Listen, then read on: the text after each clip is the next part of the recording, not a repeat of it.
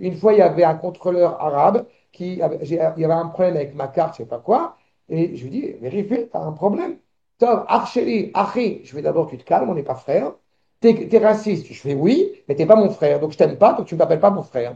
Quand c'est un arabe, c'est pas mon frère. Quand c'est un juif, jaune, vert, bleu, jaune, Streimel, Kippa, ce que vous voulez, c'est mon frère.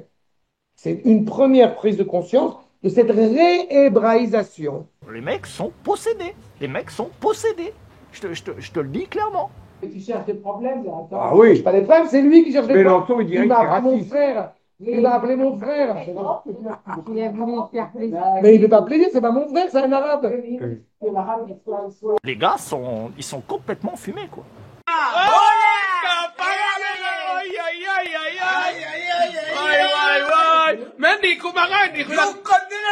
Oh my gosh!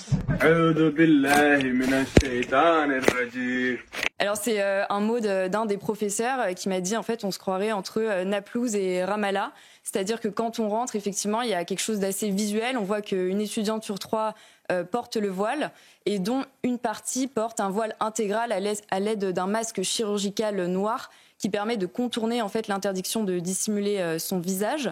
Venez, on appelle ça comme ça doit être appelé, c'est de l'antisémitisme et rien d'autre. Bon. Et donc voilà, il faut savoir que dans cette université, il y a 25% des étudiants qui sont étrangers, donc c'est plus que le taux moyen national, dont la majorité qui sont algériens. Et effectivement, quand on rentre, il y a un peu ce sentiment de décalage, surtout quand on sait que c'est la Sorbonne. Raciste! Machine est raciste! Est-ce que vous avez été en Corse? Ou alors la saison. Non, je connais pas la Corse. Mais j'irai pas en Corse. Parce que c'est des trous.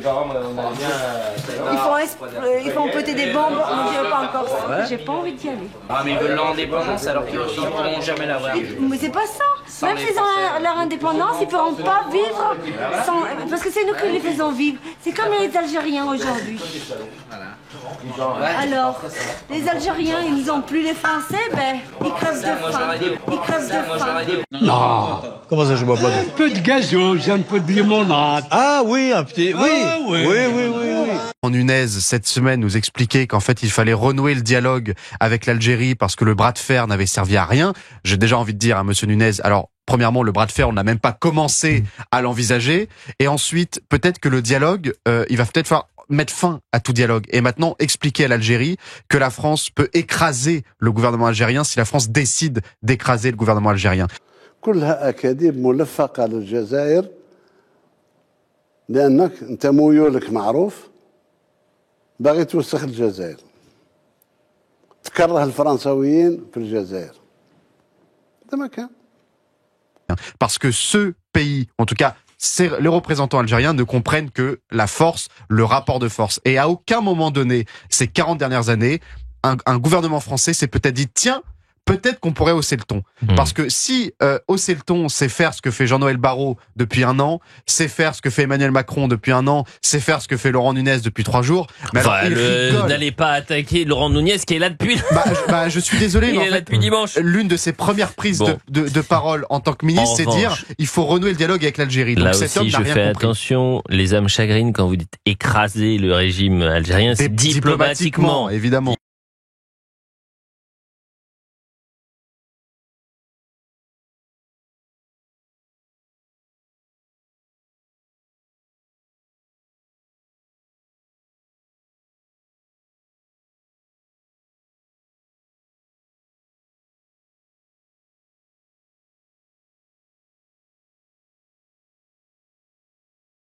Alors, vous avez évoqué, je me permets d'y revenir, la question de l'Europe, parce que c'est un chapitre, donc celui sur l'euro-islam, qui me semble assez important. Vous nous dites, il y a une visée mondiale, une visée mondialiste, et ensuite, il y a un territoire à conquérir en particulier, c'est l'Europe, et notamment les institutions de l'Union européenne. Et vous semblez dire, si je vous comprends bien, qu'il y a une perméabilité particulière de l'Union européenne au discours frériste. Est-ce que je vous comprends bien? Il est menteur, comme un arracheur de dents. Europe is the values of the Talmud, the Jewish sense of personal responsibility, of justice, and of solidarity. Europe is the values of the Talmud. Oh, Benjamin! Mein comme la girafe!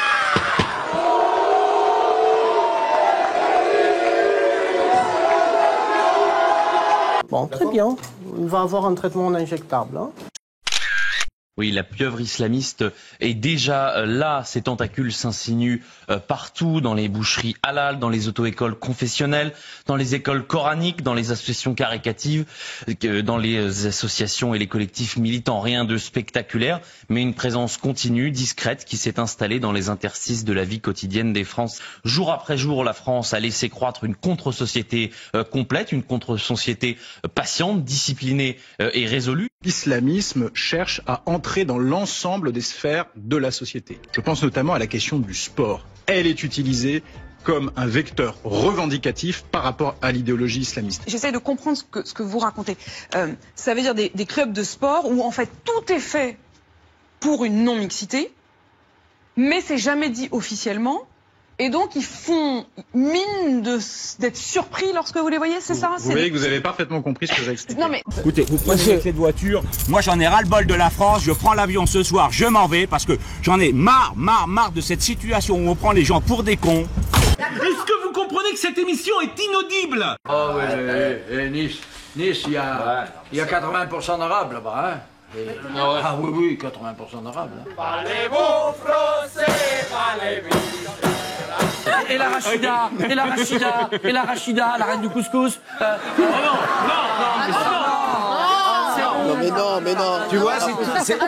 Jean-Pierre Chalazon, t'es convoqué. Une surpopulation maghrébine qui est en train de nous assassiner. Faut qu'on ferme notre gueule parce qu'on est tellement gentils, nous les cathos, que bientôt on va se faire égorger chez nous. Faudra encore bien dire merci. Mais je veux dire, on pourra bien bientôt plus bouffer de porc, n'est-ce pas? On en a ras-le-bol de la bamboula. Donc, et là, cette bamboula... Jean-Pierre, l'époque des croisades, c'est fini. Que la paix soit sur toi. Alors, comme tu peux le voir, on est deux Maghrébins. Et on te rassure, on ne va tuer personne. Mis à part, on va te bombarder de bonheur. Et en plus, tu utilises le terme de bamboula. C'est intolérable, c'est honteux. On a l'impression qu'on a encore 100 ans en arrière. On est en 2025 et on entend encore ce genre de choses. Et c'est intolérable. Et Jean-Pierre, on va te dire une chose. On s'en fout de ce que tu manges. Tu peux manger du porc, tu peux manger halal, tu peux manger kasher, tu peux manger vegan. On s'en fout. Et pour te montrer notre bonne foi, on t'invite sur la dalle d'Argenteuil à faire une raclette. Tu me ramèneras ta raclette avec du porc. Nous, on aura notre raclette avec de la viande. Halal, ça s'appelle le vivre ensemble, la tolérance. Et bien évidemment, je répète à tout le monde, ne faites pas d'amalgame. Ce personnage, Jean-Pierre, il représente que lui-même. Mais il y a un moment, ça va, quoi. Alors, on n'a plus de gouvernement, on a une dette abyssale, il y a une surpopulation maghrébine qui est en train de nous assassiner. Faut qu'on ferme notre gueule, parce qu'on est tellement gentils, nous les cathos, que bientôt on va se faire égorger chez nous, faudra encore bien dire merci. Mais je veux dire, on pourra bien bientôt plus bouffer de porc, n'est-ce pas? On en a ras-le-bol de la bamboula. Donc, et là, cette bamboula, n'est-ce pas, médiatique, bien fait qu'on en est à voler même maintenant les musées. Non mais écoutez, on en est où? Arrête la drogue. Merde. Je suis parti, c'est vite, moi. J'ai mes zouzas à la maison, j'ai mes meilleurs amis. C'est Jean-Michel Cohen, Julien qui est un copain, Michael Kramer, enfin tous mes amis. Et depuis 24 heures, on dit que des saloperies. C'est horrible. En plus, je suis gay, je suis homosexuel. Je lutte contre l'homophobie. Il y a un moment, faut arrêter, quoi. Je suis parti, c'est vite, moi. This is pure anti-Semitism. Je pense que l'immigration musulmane tue l'Europe. Mais je pense que je ne suis pas le seul à le penser désormais. J'appelle tous les musulmans à s'assimiler et à renoncer à la pratique de l'islam,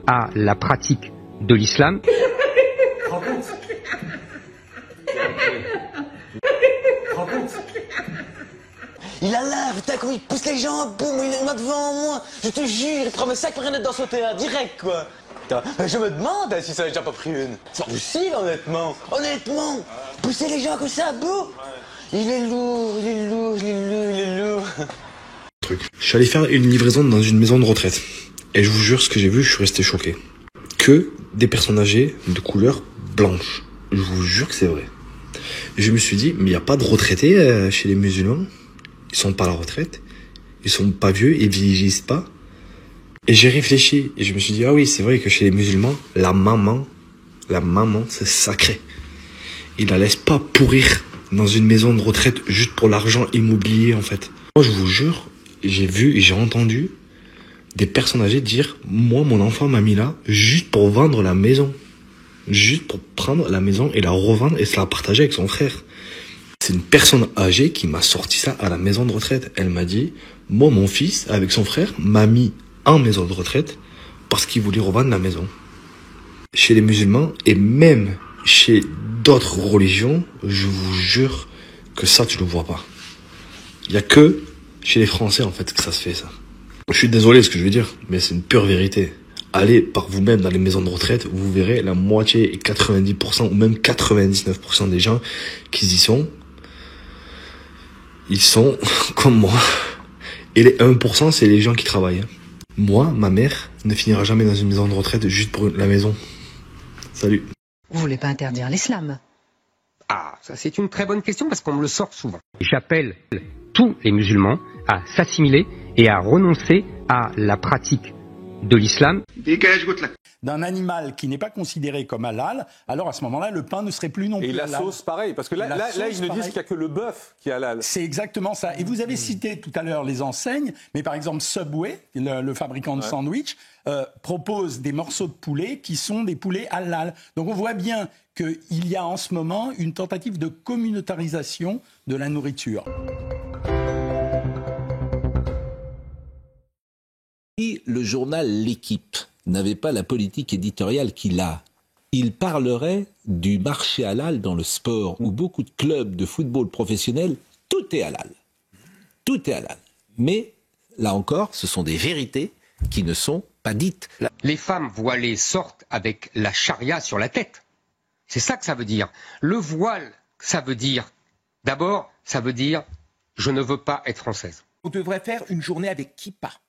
C'est-à-dire qu'on porterait tous la kippa dans ce pays pour rendre hommage aux victimes du 7 octobre et surtout pour montrer notre solidarité avec les Juifs. Les Juifs vivaient en France avant même que la France ne soit la France. Quoi ? Il y a des Juifs en France, en Provence, depuis le 1er siècle. Depuis 2000 ans. Depuis 2000 ans. C'est-à-dire ils étaient là avant les Francs et les Burgondes. Écoutez, Juifs de France, nous étions ici, nous, en France, avant les premiers goïms. Donc nous sommes ici, chez nous. Oui, oui, oui. Aujourd'hui, il est temps de devenir cruel.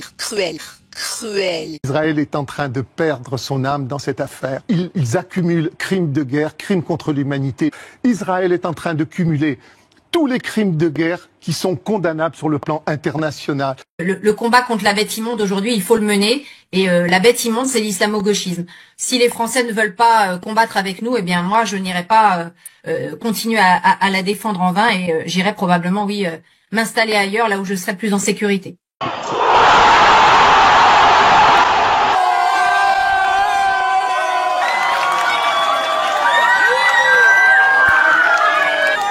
Le peuple français est décérébré. Le peuple français est décérébré. Ma question est, qu'est-ce qu'on fait puisqu'on est en démocratie? On peut pas forcer les gens. Déjà une, les journalistes, hein, parce qu'il y a tant de merde dans la télévision, c'est à cause de ces cons là, la télévision, justement. Par là qu'à partir du moment, il y a quelque chose qui me frappe et que peu de gens se rappellent, c'est le discours de Boumedienne à l'ONU en 1974. Nous gagnerons par les ventres de nos femmes. Et il me semble par exemple que le fait de ne pas vouloir récupérer les OQTF, l'Algérie effectivement laisse chez nous une partie de cette armée d'occupation. Voilà. Bon, là, il y avait un Algérien qui, manifestement... Alors, il est de nationalité algérienne? Il est franco-algérien. Bon, manifestement, il souhaitait rentrer en Algérie, cette personne, et cette personne a été arrêtée à Roissy. Il y a quelques années, on en avait vu qui avait disparu dans une cité à Grenoble, hein, après avoir commis. Ils n'avaient même pas quitté le territoire. Oh bon? Le procès du casse du siècle, nouvel épisode devant le tribunal correctionnel de Paris aujourd'hui. Plusieurs prévenus qui comparaissent pour leur responsabilité présumée dans la fameuse arnaque dite du CO2. La spécificité de la religion des prévenus est mise en évidence. Et d'ailleurs, ces prévenus sont qualifiés par les policiers, par les enquêteurs et par la justice de franco-israéliens. Et la présence d'Israël est derrière. On a l'impression qu'ils ont une base arrière de repli et qu'une fois qu'ils sont là-bas, c'est très difficile de les en extraire. Non, c'est... Oui, alors nous on a appelé ça au journal, parce qu'on aime bien mettre des mots clairs sur des situations qui peuvent paraître compliquées à un certain nombre de personnes, on a appelé ça la mafia du CO2. La mafia du CO2 et l'affaire dite du CO2 ou des quotas carbone, pour le dire rapidement, c'est tout simplement la plus grande escroquerie que la France ait jamais connue de toute son histoire. Exactement. Non, je pense on peut utiliser, moi je n'utiliserai pas le terme armée d'occupation, mais il y a une contre-colonisation, on peut dire ça, c'est-à-dire un mouvement inverse de la colonisation avec un peuplement par d'anciens colonisés. On peut discuter des termes. משטרת המשטרות זאת בעצם המשטרה שבודקת חשד לפלילים מצד שוטרים, למשל מעשה שוחד. וחלק מהחשדות שלהם זה שגם שוטרים, אם לא למעלה מזה, השתתפו בעצם בהגנה המוחלטת שהייתה לארנו מימרן במשך שנים. הוא טס מצרפת לישראל, מישראל לצרפת, כאשר שורה של חשדות כבר מרחפת מעליו, והוא אף פעם לא נעצר עד לרגע שבו הכל קרס. Non, mais il y a quand même aussi une notion, alors moi je dirais cinquième colonne, ça a été utilisé déjà par un certain nombre d'hommes politiques, il y a quand même une cinquième colonne criminelle à travers les communautés. Franchement, il suffit de prendre les chiffres. Là, c'est même pas une question.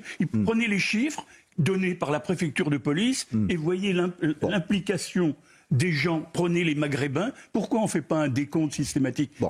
Toute une camarilla d'escrocs ont réussi en moins de 8 mois à détourner dans les poches de l'État, c'est-à-dire dans les poches de ceux qui nous regardent et tous ceux qui payent des impôts, au bas mot 1,7 milliard d'euros. Ça, c'est le côté plus grande escroquerie que la France ait jamais connue. Exactement. Nous devons nous tenir sans faille aux côtés d'Israël. Israël. Israël. Encore une fois, on parle de Benyamin Netanyahou. Alors, je le rappelle, il est poursuivi pour crimes de guerre et crimes contre l'humanité. Ce n'est pas n'importe quel chef de gouvernement. C'est une crapule. C'est un bandit. בפנקס הטלפונים של בנימין נתניהו, ארנו מופיע בכתב יד, ארנו א' ר' נ' ו' עם מספר טלפון נייד, ועדיין לא ידעו שזה ארנו מימרן הגדול. לבנימין נתניהו רשימת תורמים ארוכה, שם אחד מתוכה הוא ארנו מימרן, מיליארדר יהודי צרפתי, המואשם בגניבת כמעט 300 מיליון יורו מהאיחוד האירופי, בפרשה המכונה העוקץ של המאה. L'argent, je fais quoi? Réponse, bravo, bien sûr, je mets l'argent dans une enveloppe. Mais, est-ce que j'aurais le droit d'utiliser cet argent? Il a le droit d'utiliser l'argent! Il a le droit! Je vais te dire une chose, Serge. Toi, gros bonhomme que tu es. Non, ouais. Ah, mais si, mais moi je te parle. Nous, on est moi, les... je suis français. Nous, non, bah voilà. Nous, on est les vrais, on est les purs. Attends, nous, on est les vrais des purs. Pourquoi en Yougoslavie, on n'agit pas? Parce qu'il n'y a rien à gagner. Et je vais te dire, le monde il est pourri. La société, et toi comme tu es, t'as voté Chirac. Ah mais toi, tu t'agaces pour rien du tout là. Non, je m'agace pas. Tu m'expliques que t'as pas besoin de t'agacer. Mais non, mais ça me fait chier ça. Ça me fait chier. Nos armées, il faut leur donner la puissance de feu. Mais non, Serge. Bah alors je comprends pas. Moi je veux donner à mes armées la puissance de feu, et toi, automatiquement tu dis il faut leur mettre sous la cour. À qui? Je comprends pas. Aux Yougoslaves. Oui, mais un peu là, ils l'ont acheté parce qu'enfin ils critiquaient. Vous avez lu le Coran? Alors, je l'ai lu en français, parce que j'ai appris l'arabe, mais je ne le connais pas suffisamment. Vous avez appris pour quel le arabe? lire. L'arabe classique. J'avais été en Syrie pour apprendre l'arabe. Le tamam? Comment? Kullu tamam? Je mange? Non, je commence à voir. Ah, d'accord, pardon. Vous l'avez appris où, vous? Du côté de l'Égypte. Ok. Bon, enfin... donc je l'ai appris, et ça fait bien longtemps. Comment on dit comment ça va?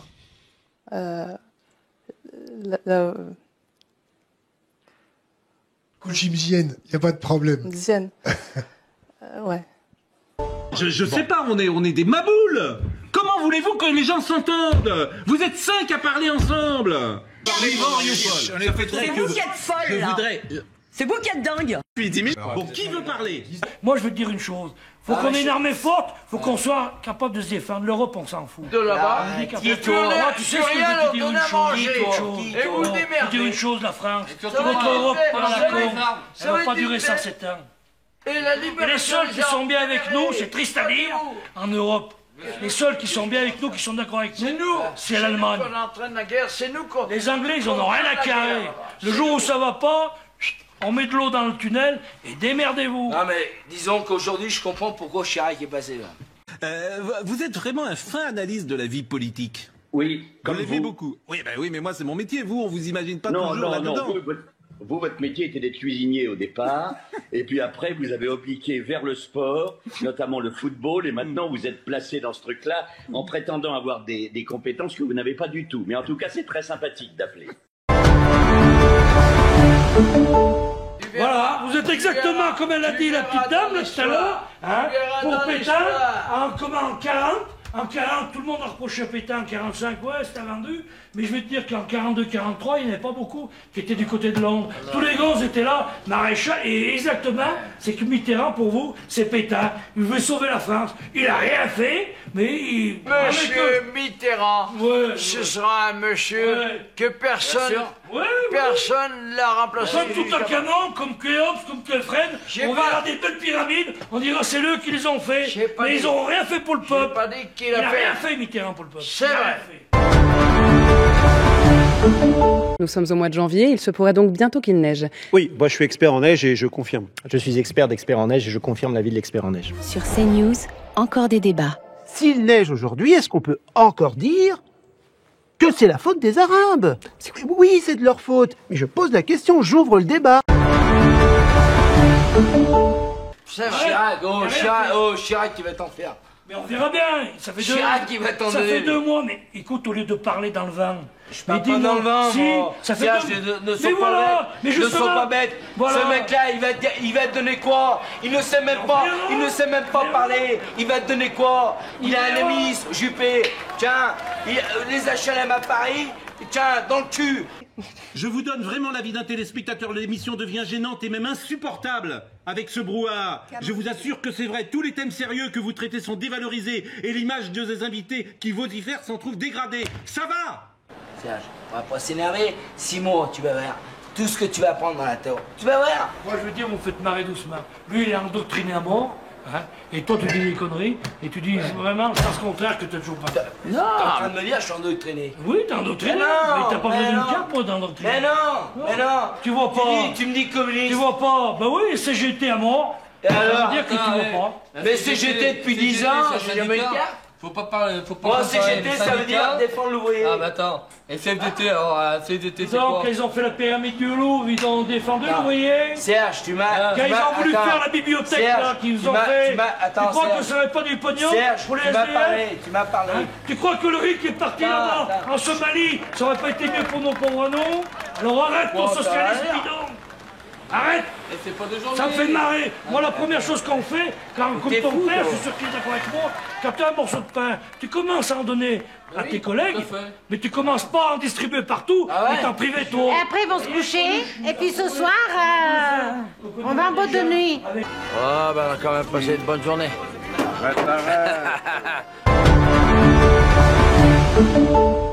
Une des raisons de la détestation du public pour les journalistes, elle est là. Oui, bien sûr, évidemment. Ils nous détestent et ils ont bien raison. Oui, bien sûr. Parce qu'effectivement, c'est ce que vous venez de dire. C'est l'hypocrisie perpétuelle de ce milieu qui dit « je veux pas de Zemmour » et puis qui l'invite matin, midi et soir. Ouais, mais non, mais bon, attends. Ah oui, non. Bah, la plupart des organisateurs maintenant, c'est des mecs qui moi, je n'ai pas acheté non plus. J'ai jamais acheté et je n'achèterai pas non plus. Oui, mais la plupart, ils l'ont acheté parce qu'enfin ils critiquaient. Bah, non. Mais vraiment, on est tombé.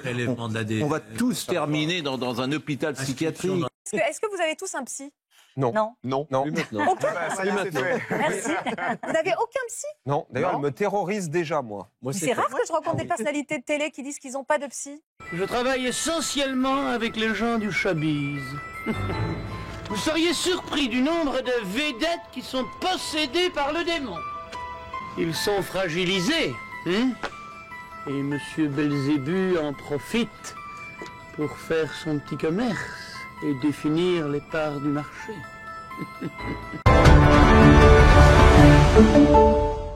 On ne tient pas éternellement une société avec BFM, de la flicaille et du Lexomil.